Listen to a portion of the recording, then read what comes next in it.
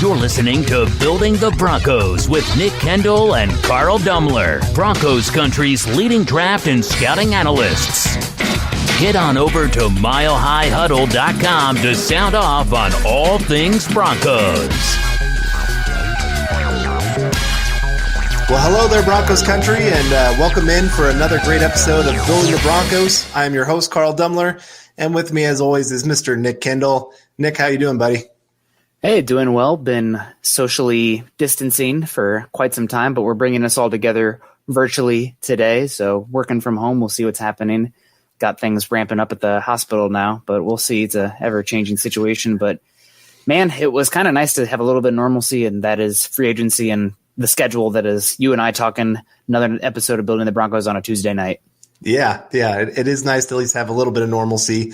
And I know there's a lot of people questioning why the NFL was going to go ahead with their free agency season. I'm sitting here going, man, this is like the perfect time for the NFL to cash in with every eye of sports just being in, because what else is you going to watch? I mean, I watched, you see that clip of the people watching bowling? Yeah. Going nuts. Yeah. Yep. Well, right now outside my apartment, I can see people and they're playing spike ball right now. Are they? Probably a couple of room. Have you ever seen spike ball? Yep. So I'm really jealous. I'm socially distancing, so I'm not going to touch that little ball out there, but making me jealous. Actually went on a couple of walks with the wife. So been doing okay, but just, again, like you said, a little bit of normalcy as regard to the football landscape and free agency. Yep. And where's Carl? I'm here. I just don't have my glasses, don't have my hair. I was kind of running from one place to the next today, so I'm sorry you guys aren't getting my done up look today. So you just have to look at Nick, I guess, is the way this is going to have to go today. But we got lots to get to.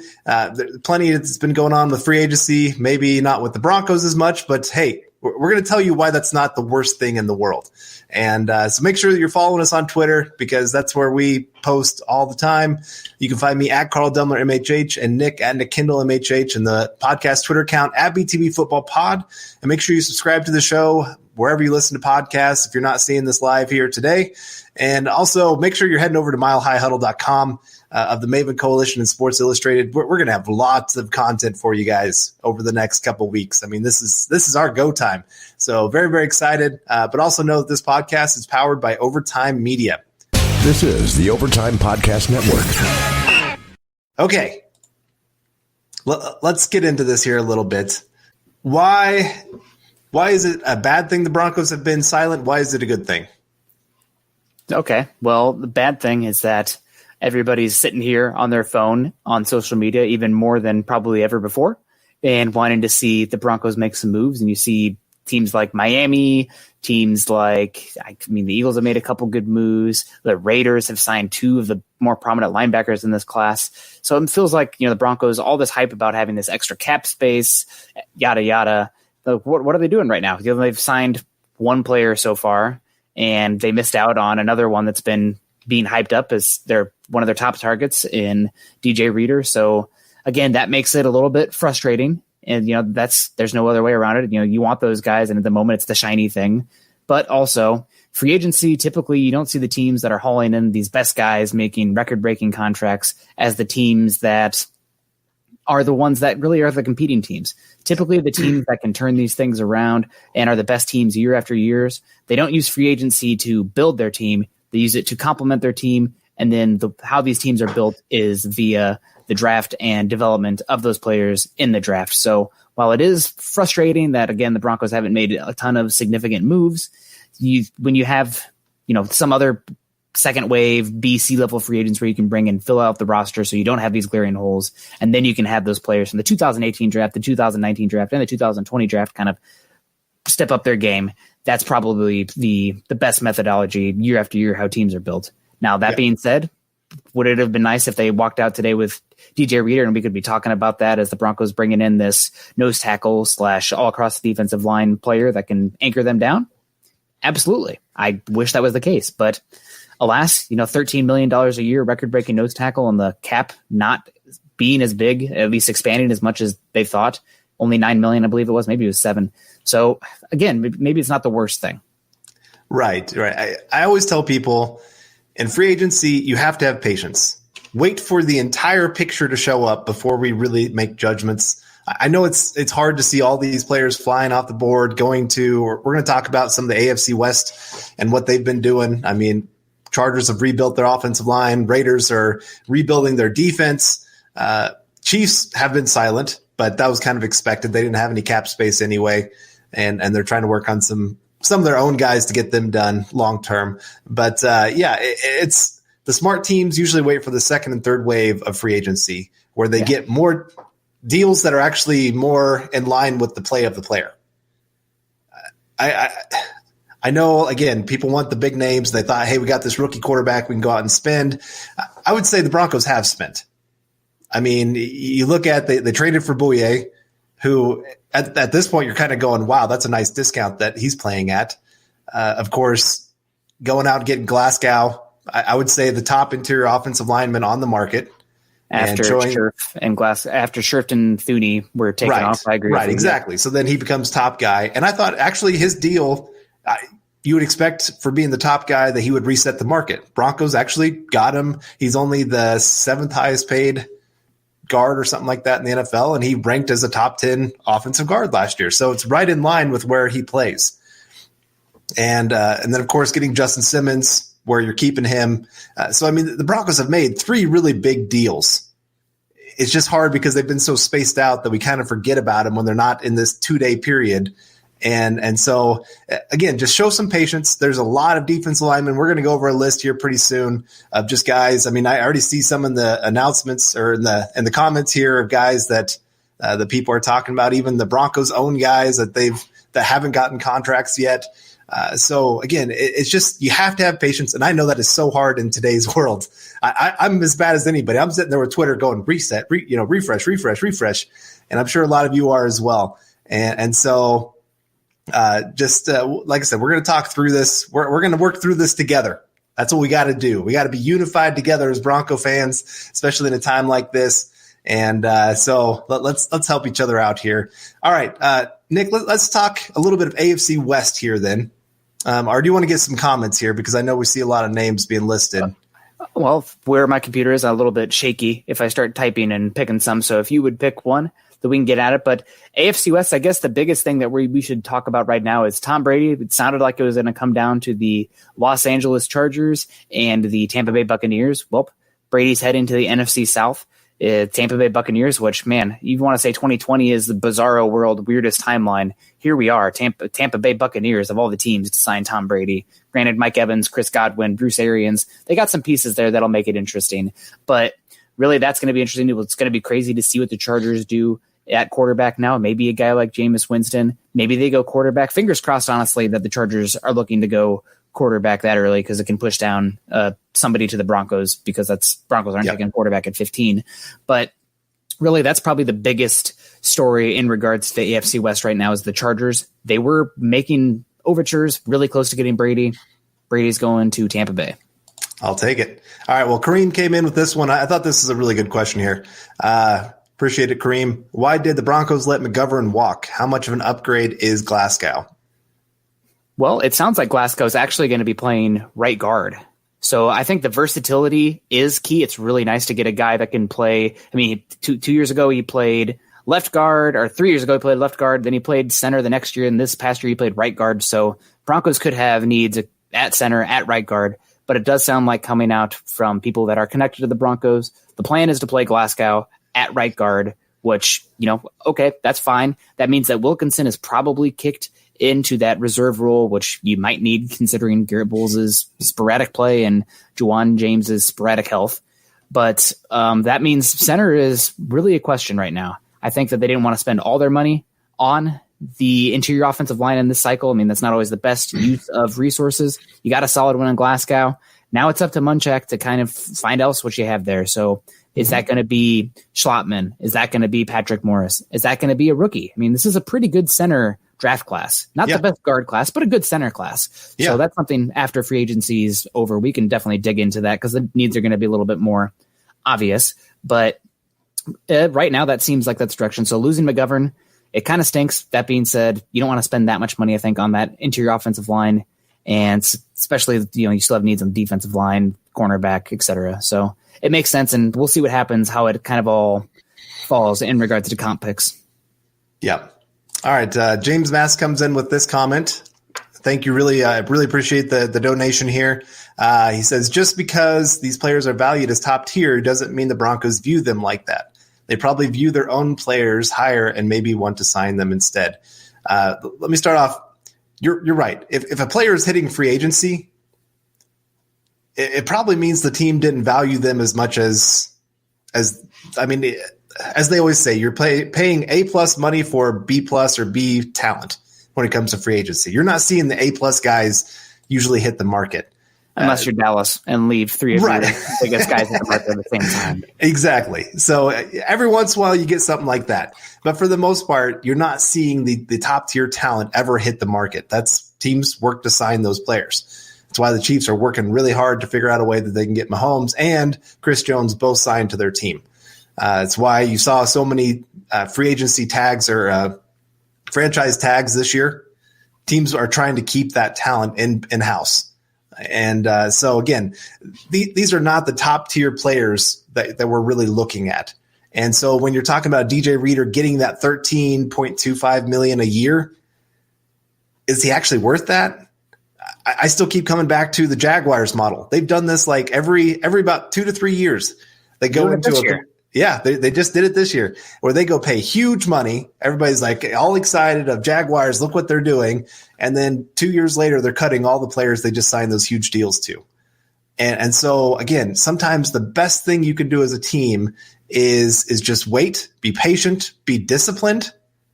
And I know that's not always easy, but it is. You want to be as disciplined as possible and just understand you're going to lose out on some players, but it's going to mean then you can spend money in other areas. So like right now, let's say because they didn't go get DJ Reader, they can sign Wolf, and maybe now they have enough money instead of getting Prince Amukamara, they can go get Chris Harris. I doubt that happens, but I'm just saying now all of a sudden you have money where you're going from $13.5 million to your top defense lineman to about $8 million. Well, that gives you that extra $5 million to go somewhere else. And so This is why, again, I emphasize so much, wait for the full picture, because now they can really round out this entire roster and have depth. Last year, how many times did we talk about how this team just had no depth? And when one starter went down, it was bad. Yeah. And I do want to point out this comment here from George Rivera.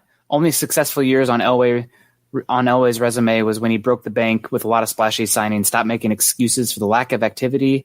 I hear what you're saying. It's definitely easy to say that in the moment, but this is not a one-for-one comparison. When the Broncos had Peyton Manning, they were able to get guys wanted to come here. You know, this is a chance to play with one of the best ever. And you had guys taking arguably discounts to come here and also stay here. Derek Wolfe, Chris Harris Jr. So while, a lot of people are excited about Drew Lock, it's not like the chance to play with Peyton Manning. So I don't think that's a one-for-one comparison. And again, you saw the Broncos signing guys for deals that were considered lower than what you think they'd get on the open market then. So again, maybe if Drew Lock kills it next year and the Broncos still have this cap space, then maybe a year from now we'll be talking about it. In that regard, we can get some sort of bargains, but I don't really think that is the case this season. So again, a little frustrating, especially with, tough season. Oh, we're going to have all this cap room.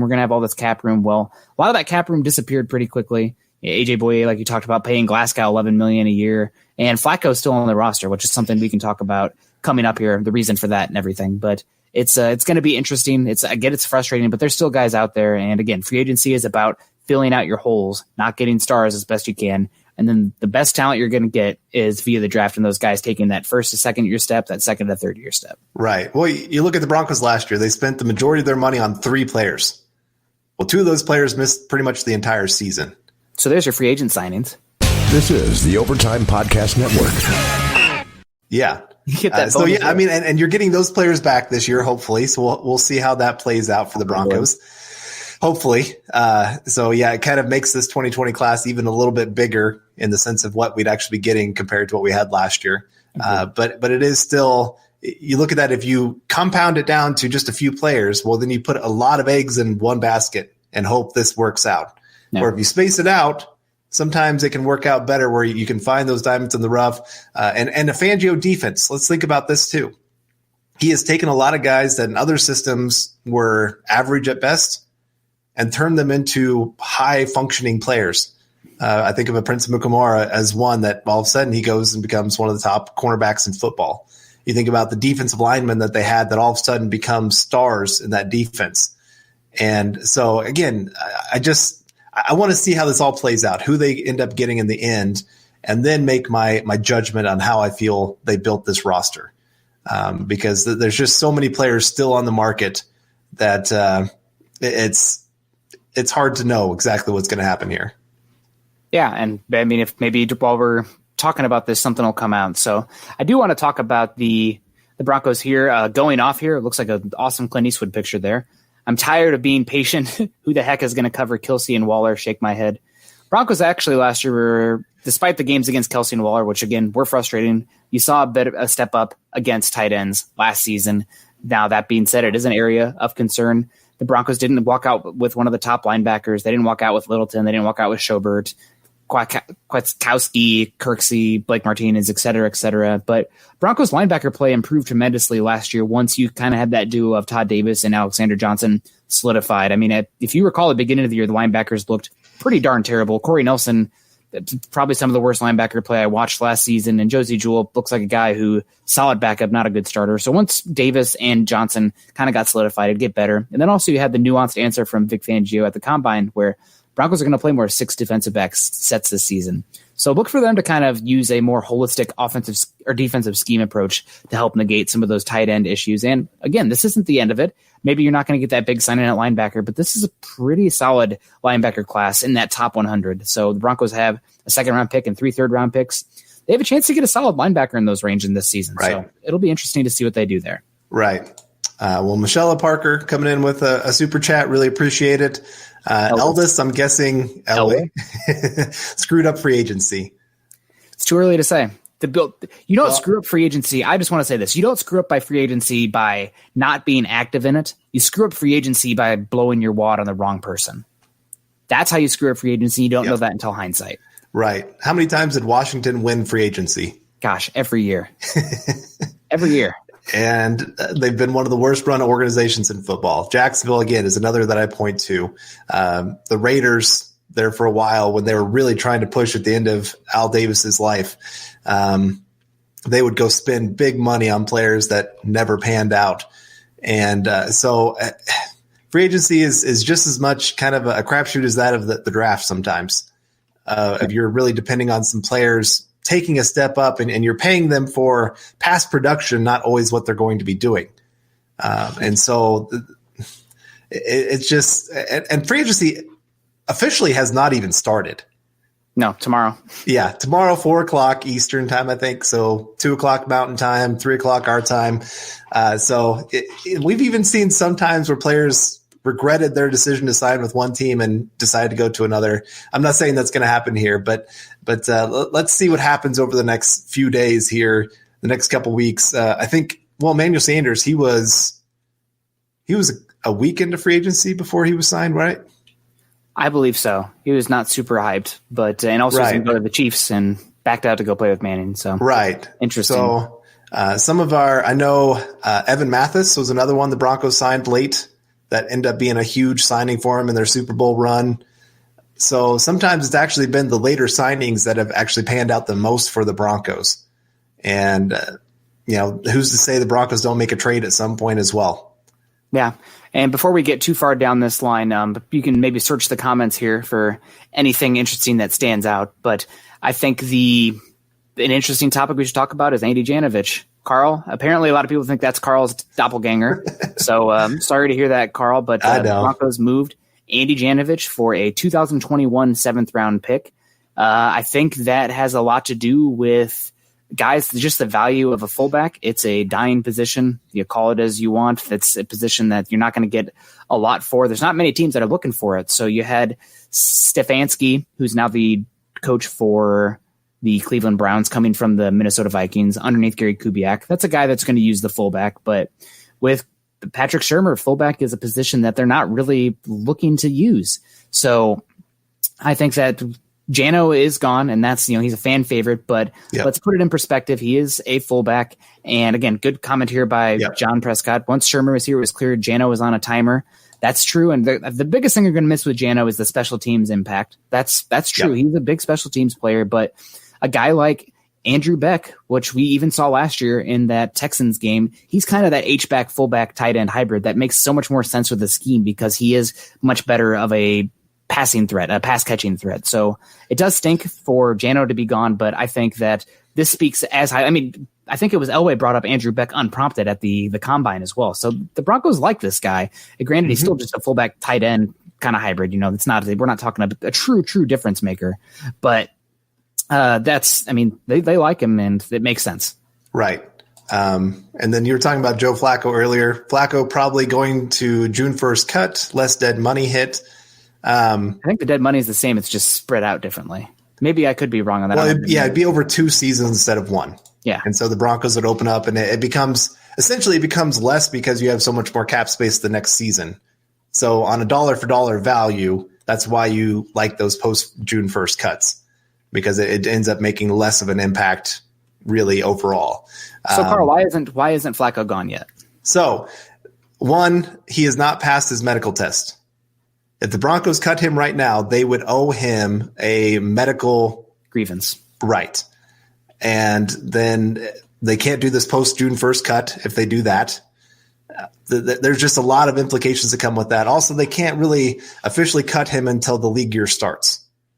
And right now, when people can't travel, that's the other thing, when we can't get a medical check done anyway. Yeah. And the other thing that I would add here is the Broncos, you have to remember, they're going to have to spend $10 million on the draft class, and they're going to probably want $5 to $10 million of emergency money available as well. That's Joe Flacco's contract. So right now that money's already been spent anyway. So they can just spend up to the cap of what they have and then cut Joe Flacco, and that opens it up for the draft and everything else. So you have to operate with the idea that Joe Flacco's money is already gone to other players that the Broncos are going to have anyway. So I know it's nice to think that you have this $80 million in cap space, but the reality is when you got $10 million for, like I said, your draft class, you got $10 million for emergency money, that money starts disappearing very quickly. And then when you sign a couple of these players, it just really doesn't take too long before your free agency money disappears pretty quickly. Now you have these teams that design contracts that push the money to later years, but then they find themselves, exactly. And so you have to pay for it someday. And that always comes back to hurt teams quite a bit. So all those things kind of keep in mind when you're talking about it. All right, we got a couple super chats that have come in here. One from Joseph Carson Jr. says, I know Shermer is not a fan of fullbacks, but losing Janovich sucks. Best of luck to him. It does. I mean, he's a guy you love to cheer for. He's a try-hard guy, always out there smashing people. You love that smash mouth football. I mean, I love the idea that he was breaking face masks because he was hitting people so hard. There's a lot of run plays that were opened up because he was on the field. Yeah. But you're right there, Joseph. Do you think his truck is going to be able to make it to Cleveland? Is that rusty old truck that are they going to let him cross state lines? I don't know. Yeah. We'll see. That's a different question. I know. Well, let's not get into that too much here. But you're right. It just doesn't fit the offense and what the Broncos are going to be doing. And so it would be an extra roster spot. And when Andrew Beck proved to be a competent fullback, I would say. For what they're going to ask him to do in those limited roles. Yeah. And obviously proved that he can play that tight end role as well. So when you got that multi-dimensional tool like that, you like to use it. So I appreciate the comment there, Joseph. And then we got one coming in here from Brian Greenfield. Really appreciate it. And all of you that are here, I know we're trying to get as many questions. We talk way too much. But Reader was too expensive. Purcell almost as good. But dang, wanted Littleton, not stoked about the Bouye trade. Would rather paid $60 million a year to Jones. Hope we go after Trufant. Don't want other defensive backs except Bosby. So we'll have to unpack there. You have to think about it where the Bouye trade, you're playing with a little bit of house money with that fourth. And odds are with Chris Harris Jr., it's not just getting Bouye. You're getting a pick next year as well, most likely with how these contracts are setting up right now. So I understand that you'd rather just get Bouye or Byron Jones instead of Boye, but Boye, you're 13.5 compared to the 16, which again, we're not exactly sure how the contract structure is. We'll see once those are updated on the spot track and everything, which does matter. I mean, they have a lot of flexibility with the Boye contract, no guaranteed money. So right. There's other aspects there than just that 13.5 versus 16 in play. And the Broncos, it does seem like they're setting themselves up to haul in some comp picks next year as well with some of the structure. So right. We'll see what happens, but I understand wanting Byron Jones, and why would the Dolphins get rid of Minkah Fitzpatrick just to bring in Byron Jones, who's kind of different, similar kind of molds there, but I don't know. We'll find out. The Dolphins are weird, but Reader was too expensive. Purcell almost as good. I would say Reader brought a little bit more of a pass rush option. Much more, I think. Versatility too. Right. Purcell was just playing 0 or 1. Reader, right. You're playing from 5 technique down to 0. Right. But you are right. The price got to a point where you have to be smart. Yep. And when you're talking over 13 million, I'm sorry, that's just not worth it. When you could go get you could probably get Michael Pierce and Derek Wolfe done for maybe just a little bit more than that combined. Probably we'll see. 16. So 13 to 16. And then wanted Littleton. Yeah, that would have been nice. I wanted Schobert, but yeah, what can you do? That's life. And now the Broncos can potentially look for one in the draft class. It's like I said, we talked about it. It's a good one. So I guess we should talk about now some of these options, since we are talking about all these guys. Some of the best, there are still a good number of defensive linemen available out there. So the Broncos, just because they have not signed another one, they lost out on DJ Reader with a decent amount of money. I guess that's the difference maker in the end. But you still have Michael Pierce out there, who the Broncos have been heavily linked with. That was always the guy that it seemed like DJ Reader was the one who was put up in front, the priority number 1 on the defensive line. But Michael Pierce is the other name that has been heavily pushed. He had a down year last year. He actually got sent home from camp for being too overweight, which is not what you want to hear for a guy in a contract year coming to play at altitude. But before that, he was a really good player. Makes a lot of sense in that regard to this scheme. Obviously, Shelby Harris and Derek Wolfe are still out there. Both guys that might make some sense. Ndamukong Suh and Gerald McCoy, both older guys, but potentially guys the Broncos could bring in if they are looking there. There's Damon Harrison, if he wants to continue playing. Mm-hmm. There's Livinell Joseph, who was just released, is an interesting player. There's Timmy Jernigan, who the Eagles brought in. Javon Hargrave, he's still out there. Andrew Billings, and Ashawn Robinson. So there's so many defensive line names still out there that while they aren't the splash players, there's something to be said about paying 70%, you're probably going to get better than 70% return compared to Reader with some of these guys. So now it comes down to that second wave of guys, and potentially even guys who will obviously produce better by the dollar, but guys who might outproduce Reader, because again, the system matters so much for guys on defense. Right. And like I said, now the Broncos lost 3 defensive linemen in their rotation, and Gotsis, Wolfe, and Harris. And possibly, I mean, they're working on something with Purcell here, so hopefully that gets done here. But so you're talking 3 or 4 guys. You can't just have one and expect him to replace all the production of all those players. And so it was always going to be the Broncos needed at least a couple different guys, and if they can go out there and find a couple like that from that list, 2 or 3 guys, they can maybe sign 3 of them now, and really replenish that defensive line depth, and then go into the draft not really having to reach for a player at that position, because the defensive line draft is not that great. But it's something that they can think about of how they're going to play that. And of course they want to see how Draymond Jones develops in his second year. Like I said, it's not complete panic time yet. There's still some names out there that can do some pretty good things for the Broncos, not to the level of a DJ Reader, but maybe not to a level of who was the other, the one that went to the Cardinals. Jordan Phillips. Yes, Phillips. There you go. And so maybe not quite to that level, but like I said, if you're getting 70% of the production at half the price, not too bad of a deal. So we'll see how that ends up playing out. And it does defense, mean Pro Football Focus just had a study coming out, which I know Pro Football Focus a little bit of hit or miss depending on your opinion of them, but they had a study that came out that showed that defenses are much more dependent on the depth of the talent rather than the star players.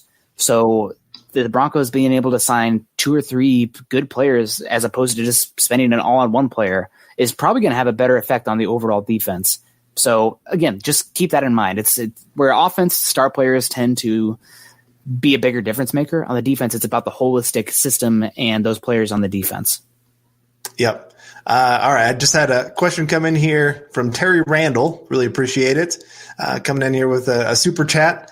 Asked this last night, but what do you guys think about Chance Warmack after a year off? Drafted by Munchak in the first round, I think. # state of being. It's possible, but I think that his lack of tackle ability after signing Glasgow makes it a little bit less. He's a pure guard, so maybe getting somebody like Finney or Remmers who have more versatility, give you a little bit more chances on how you reshuffle that offensive line, make a little bit more sense. But, I could see it. I just think that you bring in a guy to be a pure guard backup, that doesn't make sense because your guards are pretty much set. Yeah. I'd seen a couple of people ask about some of the tackles that are going to be on the market here. I know I'm trying to think of different ones that are still out there, but Remmers is one I know. But any of those names really stick out to you as guys maybe the Broncos consider to add to the offensive tackle depth? For me, there's not many tackles. A lot of those guys are already signed. So if you're getting a tackle, it's probably coming out of the draft. That's just how it's shaking up. There's Andrew Whitworth is still out there, but I don't think you're probably going to be able to bring him in. Maybe Jason Peters. Yep, maybe that's something that they still do. But I don't think they will be trading for Trent Williams. However, if it comes down to like a 3rd round pick, maybe that's something they can do. That's going to cost you about $20 million a year. Yeah. But I just, which kind of concerns me because he has missed time. But that is something that would interest me. Maybe you could send Garrett Bowles and, the San Francisco 3rd for Trent Williams. And granted, you're going to be paying Trent Williams a big contract, but you can get a solid tackle play for the next 5 seasons. So, yeah, again, you're bringing in a more expensive guy with some injury concerns, which is scary in its own way, especially when you got the right tackle over there with similar issues. But there's still options out there to be had if the Broncos do want to go that way. And since they haven't spent that money, they're the pool of those teams that can actually make those moves shrinks, which helps the Broncos from a negotiation standpoint. This is the Overtime Podcast Network. Yeah, I think we answered this a little bit earlier. GTZ saying, and what happens with Wilkinson if Glasgow plays right guard? It just means the Broncos have a really nice swing player that can play either tackle spot or either guard spot. Which they need. And yeah, exactly. And he's getting paid $2-3 million to do that. Yeah. That's pretty good for your swing player. And I hope they still keep adding to it. But we saw last year, the Broncos had very little depth when it came to the offensive line. Guys that they were having to bring in pretty much off the street to try to get there and start. It was bad. And got kind of covered up there a little bit just because Drew Lock was able to escape the pocket some at the end of the season. But beyond that, again, the Broncos need to – it's not just that they need to add to the starting unit. They need to add to the backup unit too. Yep, and you're going to need 7 guys that you're going to see something out there. 3.25 also. Yep, thank you, Simon Fox. Appreciate that. I see that Bills just signed Quentin Jefferson. So there goes one of the from Cody Damron. So yeah, thank you. Thank you guys for keeping us updated because we're trying to get through your questions and it's hard to follow on Twitter everything that's going on. So yeah, if you guys see anything. Jason Peters is collecting Social Security. I appreciate that one. Probably I needed that one. He's still really good, and tackle play is very much based on the technique. He's still got a lot of tools there, so I definitely think that would be interesting to maybe kick the tires there, but we should sign Randy Gredshar for LB. Hey, maybe he'd finally get in the Hall of Fame then. But I would take that one. So yeah, we should shift focus a little bit. We talked about a little bit the defensive line. Now we should shift it probably to the cornerbacks. There's still a good amount out there, and the Broncos are still looking at cornerbacks. Obviously, it'd be Brian Greenfield here, bringing up Desmond Trufant. That is an interesting name. He was in the same class. Where did Trufant go to school? Is that Washington? I believe he was my cornerback 1 that season. The same class as Xavier Rhodes as well. So there are names out there for cornerbacks that Broncos can still pursue. I know somebody that apparently there's been some interest with is Nickel Roby, who I believe was also the cornerback who got that flag that maybe shouldn't have been a flag against the Vikings. Is that correct? Maybe I'm mixing those up. He was the one that was in maybe a little bit controversial call with that Saints, not the Vikings, the Saints-Rams game a couple years ago. Okay. So because they can review flags. But, that's right. Yeah, that might have been. So I think it was Nickel Roby Coleman. Excuse me. Yeah. But that would be interesting. There's still a lot of guys out there. I don't think Logan Ryan makes the most sense just because he is a purely slot bound guy. He had a lot of tackles last year, but I don't know if he has the coverage ability that they're looking for from that slot back. Did Denard get signed? I don't think he has. So that's a name that has been brought up a few times as well. Right. Brian Poole. Yes. So he's still out there. Obviously, and Prince Umukamara is one that makes a lot of sense. So there's still a good amount of cornerbacks and defensive linemen on the market. Now, are they these big, massive level contracts that are going to be these, A-plus players, the guys that you're going to see jerseys down at the team store? Probably not. But again, that's fine. If you miss out on those guys, you typically don't want those guys coming through free agency. You want those guys being drafted and then re-signed. So get your Justin Simmons jersey, I guess is what I'm saying. Get your Cortland Sutton jerseys. But that's where we're at right now in this draft class, or this free agency class, which again, coming into it is disappointing considering how hyped up we talked about. A lot of people talked about it in regards to the Broncos going to have a lot of cap space as the team on the rise. They can attack free agency pretty well. The market, I still think the market is considering that the cap did not go up that much. I'm still surprised we're seeing so many record-breaking deals, because typically you see those with inflation of the cap, and the cap did not go up that much. But, it's disappointing in the moment, but I think when we're looking back on it, it's not going to be the worst thing. Angela Hilavka, hopefully I said that right. You nailed it. Coming in here with another super chat. Really appreciate it. Supporting. And we really appreciate those supports. Like article, that summary where we are with the cap, including draft class plus emergency money for Denver and who would fit into the budget. Yeah, that'd be a great article. Maybe I'll work on that right after this. Usually our guy, Bob Morris, is the guy that usually is our cap guy. Cap guru. I might talk to him and see if that would be something he'd be interested in, because he's usually really, really good with that stuff. Also out of house, but Nick Korte, I believe is Korte, who works for Over the Cap, and he's really exceptional with the cap and comp picks as well. So every single free agent signing, he's equating it to compensatory picks. So he's worth following and seeing what he has to say as well. Yep. And there's going to be a lot of players that can fit within that budget. Let's see. Buwana Beast. Please, Carl and Nick, tell the people why Logan Ryan is not an option. I beg. He's smart. He can tackle. He can blitz. I think he's going to get paid more than what the Broncos are looking for. And I think that he's an interesting player at this point. I just think that they're looking for a little bit more speed from that cornerback spot there. Yeah. So we'll see. I mean, he's a pure slot player at this point. It really depends on what they're going to do with Bryce Callahan.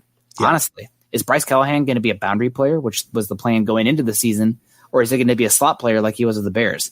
It's really hard to say. It's really just speculation. Unless I could call Ed Donatel right now. I don't got him on speed dial anymore since the incident, but whatever that means.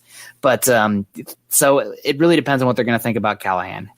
But there's plenty of cornerback options still out there, especially for a solid, second, third, fourth kind of guy. So We'll see what they do. And I still think Kamara is going to come. Something to keep in mind with Logan Ryan, he had 20 missed tackles this last year. But he had 100 tackles from slot as well. So really he was playing that kind of I understand. I'm just saying that was his worst year tackling. And so you have to decide, is that an anomaly or is that what's going to be part of the future just because he has lost a step and maybe that's playing a part in that kind of thing. So, there's a lot that always plays into why a player has a drop-off from one season to the next. I mean, we're talking about Michael Pierce. Is he going to be 2018 Michael Pierce? Because if he is, then that could be a huge bargain for the Broncos that plays way above what he is. Or if he's 2019 Michael Pierce, then there's a reason that he was being let go by the Ravens. It is. It's just really hard to tell who's going to be the bounce back player, who's not. Yeah. So we'll see. And again, free agency in the moment, it's fun to talk about. I see a lot of people frustrated in the comments. We've got some angry reacts here in the chat, K in the chat, or for everybody being a little bit upset there. but or in the chat, whatever you want to say. Yeah. But I think, again, the biggest steps, the biggest improvements the Broncos are going to get this year isn't from signing free agents. It's from what they're going to get from the 2007 or 2018 and 2019 classes taking steps forward. Yep. So, I mean, Cortland Sutton could take another step still. Deshaun Hamilton, there's still some hope there.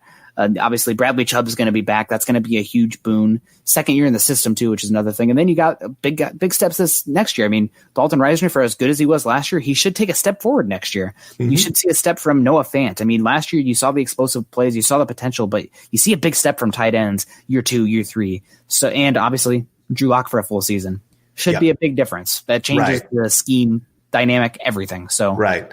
Glenn Hauser coming in here. Why haven't they signed Prince yet? I think Prince is probably the reason that it's being dragged a little bit. Honestly, I think Prince is probably going to see how the market works for him. I have nothing to base this on. I'm just pulling it out of my rear end. But I think that's probably the most interesting area to look at right now. So it makes sense for him to wait and try to maximize because this is probably his last decent contract. Yeah. Terry Randall coming in with another donation here. Really appreciate it. Could Elway be waiting to cut Flacco so he has more money to get Simmons on a long-term deal? Hashtag Nick's Beer Fund. Stay safe, Broncos country. My wife today, she texted me. She goes, "Hey, can we go buy some Guinness? It is St. Patrick's Day." And she's like, "I want to drink a beer with you." Which my wife she hates beer. So I was really shocked that she would say something like that. Are you a fan of Guinness? I don't mind it. I like darker beers, so that fits well with what I like. But have you had many coffee stouts in your day? Uh-huh. What's your favorite?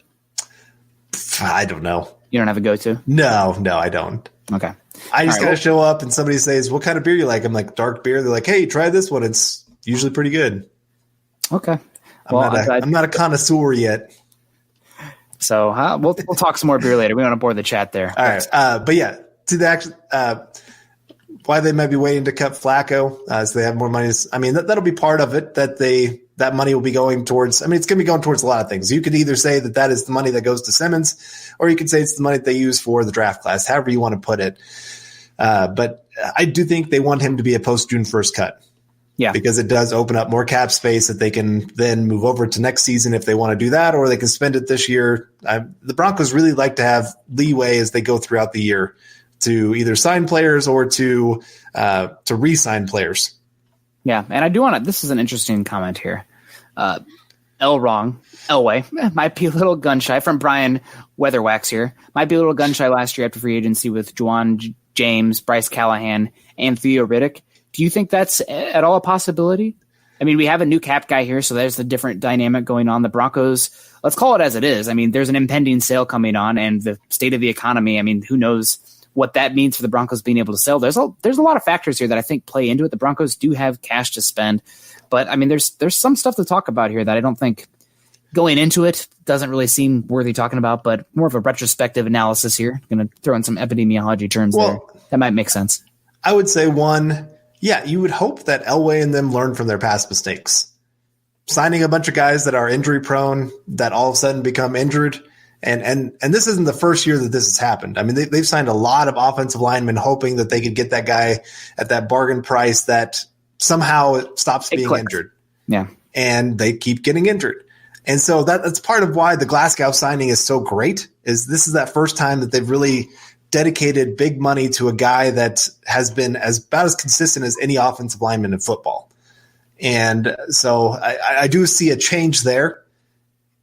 But I don't think Elway has always operated with this. I have a number in mind, and once that number is hit, I'm done.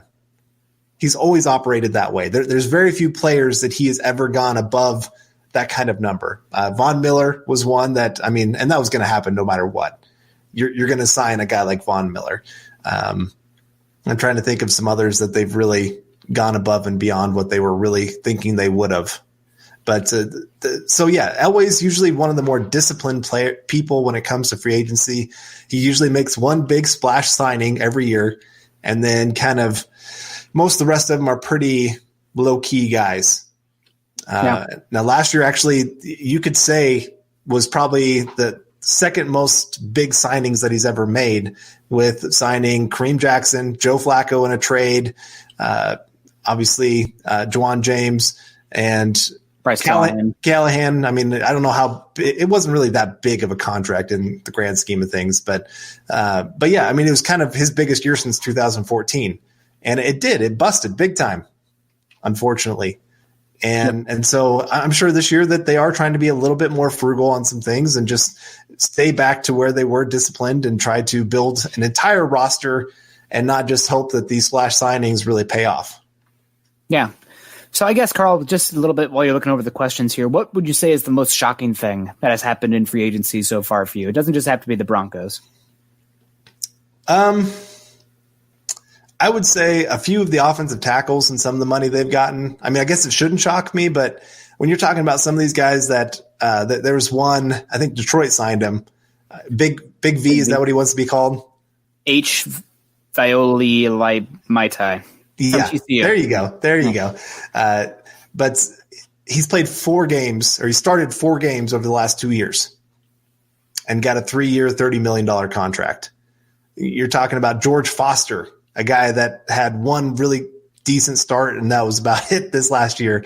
And he's getting 3 years, $30 million. Again, it shouldn't shock me. What? You mean Fant? George Fant? What did I say? Foster, who is the Broncos tackle from sorry. Yeah, George Fant. That's who I meant. And so, again, some of those guys, it's amazing the money that they throw out there. And this is why when you look at the draft, I do think offensive tackles are going to always be overdrafted. They're like, you have quarterbacks that get overdrafted. I think offensive tackles are that next level because you just see these contracts that are getting handed out that are just astronomical for average talent. I mean, Garrett Bowles, compared to the league average that people pay for offensive tackles, might actually be getting return on investment. Not on the draft slot, not on the 20th overall pick, but in terms of just that contract compared to what these other guys are getting paid. I mean, that's as crazy as that sounds from a pure dollars and cents standpoint. You might be actually getting a decent return on that because the tackle market is stupid. Why in the world did I forget this? The trades for wide receivers. Oh, yeah. That's been really the shock. The fact that maybe the best wide receiver in football gets made. It wasn't even a second round value, in my opinion, because you're trading for Houston should have got more because they traded for a contract more than a player. Not a good one. Yes. Yeah, not a good one. And they only get a second. And then how in the world does Diggs fetch a first round pick? Like he's a good receiver, but he's not first round eligible, in my opinion. Like when we were talking about it for the Broncos, for me, I'm good with a third round pick. I'd be good with that.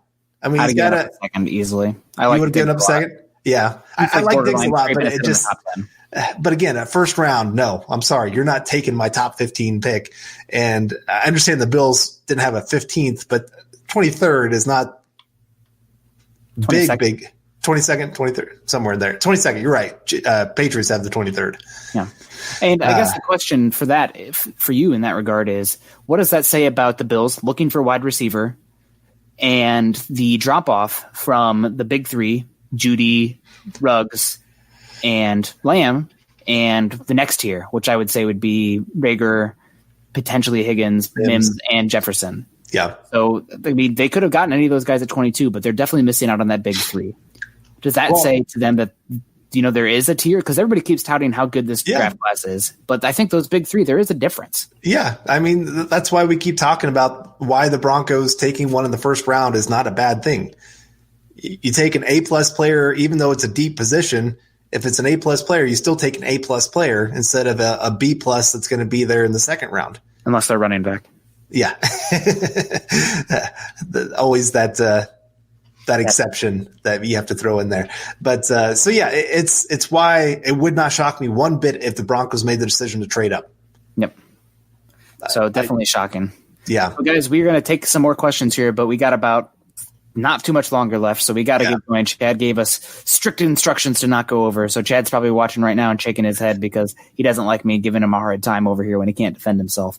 But got a question here from Brohemoth13. Man, what a name. A lot of debate about patience versus big splashes. Boye and Glasgow replace Harris and McGovern. I would say actually probably Harris and Leary, honestly. But are we improving the team, or are these moves a wash? Catching up to KC might require some risks. And again, I've talked about it multiple times on here. these moves are good because they are negating holes, and you do not want to go into the draft with holes. And I would say that while getting, I would say McGovern, or definitely getting Glasgow is an improvement to McGovern. But Harris from Boye, Harris is at, what is it going to be this year, 31, 32? And Boye is 28. So you're just changing the window there. Because while Harris was still good last year, he's still going to be good for a few more years. Boye might have been injured last year, and just the data says that he should have 2 more good years, where Harris could fall off a cliff here very soon. If not, he might have to move to safety, honestly. Right. So it's interesting. It's going to take a little bit of luck to catch up to KC this offseason. Honestly, most of it's going to come down to these coaches, this scheme, how much they're going to be able to develop and everything there. And then Drew Lock. I mean, it is what it is. But that is interesting. Oh, we got some updates here. BJ Finney to Seattle. So there's an interesting name off the board. Yeah. And I saw maybe Vernon Butler to the Bills as well. I'm trying to stay off my phone here for you guys, folks. So I'll put what's happening in a second. Yeah. All right. Brian Greenfield coming in with another super chat. Really appreciate it.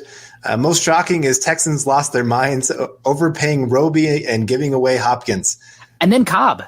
That Cobb deal was trash. Yeah. What are they doing? Bill O'Brien is trash. A lot of people here are upset about Elway. You better thank your lucky stars that Bill O'Brien is not the GM.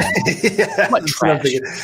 Like, most of the time, I have the mindset of NFL teams have hired smart people that, as much as I question some of their moves, they probably have smarter people than me in their building. I don't question one bit that we could run the Texans better than what Bill O'Brien is doing right now. And it's another sign of why a head coach should never have GM power. Mike Shanahan proved that as well. Yeah. He went from Super Bowl to, I mean, he was throwing just monopoly money around left and right. I remember those last few years. We talk about comp picks. He didn't care one lick about those things. Nope. They're lottery tickets. They're not, I mean, the odds of a day 3 guy hitting, but they fill out the roster and they give you maneuverability. So they matter. Right. But you're right. The Texans and everything they've done for the last 2 seasons has been pretty shocking. And I feel for Watson. That's the only reason that they're competitive is Watson. Yep. And Glenn Hauser coming in with another donation here. Appreciate it.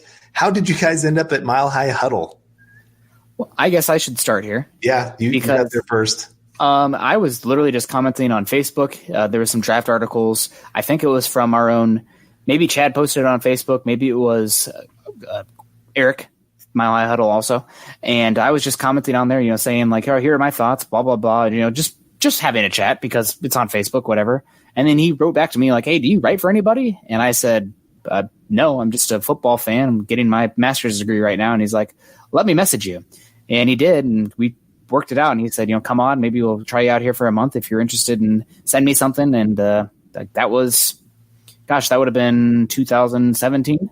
So here we are now. And then I think Carl and I met via a friend on a forum, and I was like, this guy, Carl, he's a nice guy. He writes well. Would like to bring him on. Did I get you on for the podcast first, or was it for writing? For writing.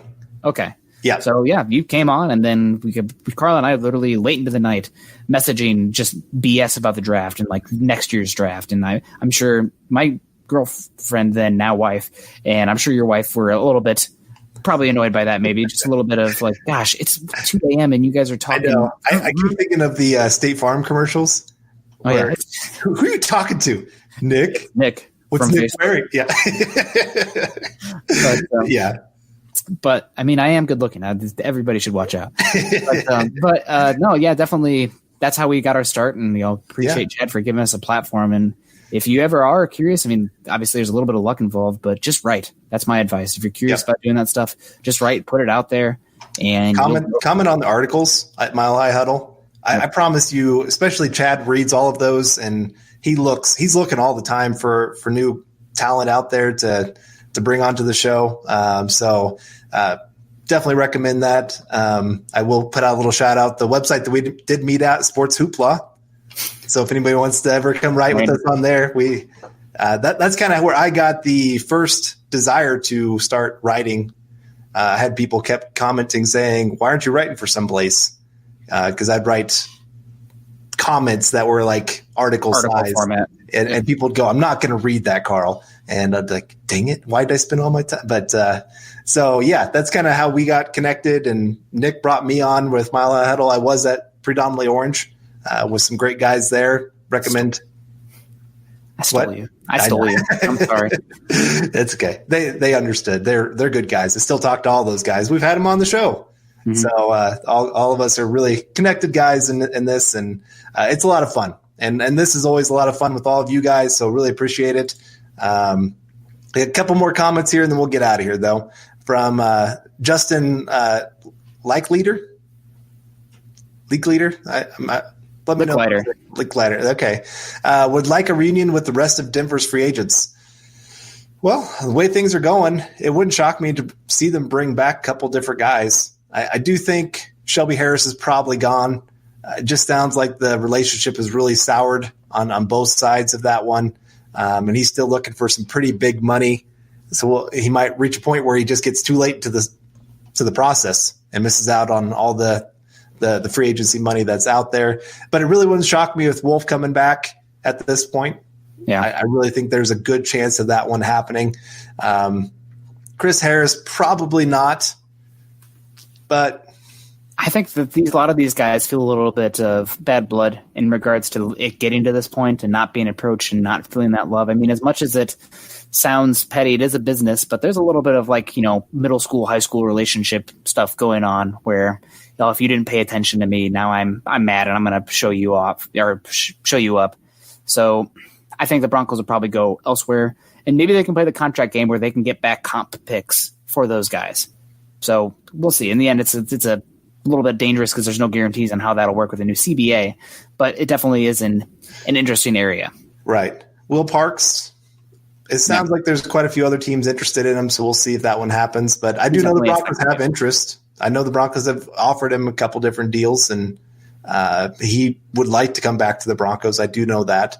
So we'll see if that ends up happening here at the end. But sometimes it is the patience ends up happening where you end up these guys getting back with the Broncos. Let's see. All right. Can we get one more? And guys, I saw a lot of draft comments in here, trying to really keep it free agency today, but we got some time here between now and the draft. We will definitely get over every single comment thing, the idea, concept that it revolves around the Broncos in the draft, including, we didn't even talk about the Buckner trade with the Colts and the 49ers now being at 13. So, and now the Raiders are filling some needs, cornerback, linebacker, maybe that brings them more in the wide receiver market. So we'll definitely talk about this once this landscape kind of settles. Exactly. But all right. I'm trying to think. Got a couple more just on Wolf. Glad Wolf hasn't been plucked up from Brian Weatherwax yet. Think he isn't getting the offers that he thinks he deserves. And if I'm Elway, I would give him a solid 3 years offer, 3 for $27 million, 16 guaranteed. You might be able to get him even less than that. Yeah. Honestly. I mean, from what I've heard, it sounds like he is getting less of the market because of the injury concerns. So who knows what it's going to be. But that's a guy. And again, I saw somebody said Vernon Butler got signed, Quentin Jefferson got signed. So the market's diminishing a little bit, but there's guys still out there for the Broncos. So again, if the Broncos walk out, 4 more signings, Prince Amukamara, Michael Pierce, Derek Wolfe, and Mike Remmers. Hallelujah. Yeah. They're ready for the draft. Obviously, would you like a star linebacker that can cover? Yes. Would you like a better tackle to displace Bulls? Probably. Yes. But no such thing as a perfect roster. The most important thing from this point on is filling the holes that they have on this roster right now, which honestly, they have 1.5 on the defensive line. Draymond Jones is a guy. Don't sleep on him. I think he's going to be a guy that's put in a position to succeed next year, but I think that's the biggest thing. Exactly. So anything you want to talk about before we get out of here?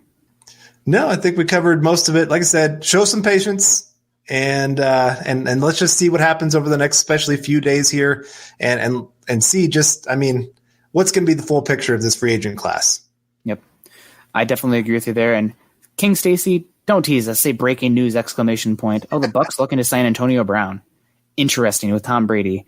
They already have Chris Godwin. I don't know, whatever that means. We'll see what happens there. I know that, I think, who is it? Bruce Arians did work with Antonio Brown before, but I don't know how much that crosses. But anyway, guys, thanks for joining us today to talk about this and the crazy life, get a little bit of normalcy back here. We'll be here back next Tuesday again to talk some more draft, some more free agency. But you can find Carl on Twitter at Carl Dumler MHH and myself at Nick Kendell MHH.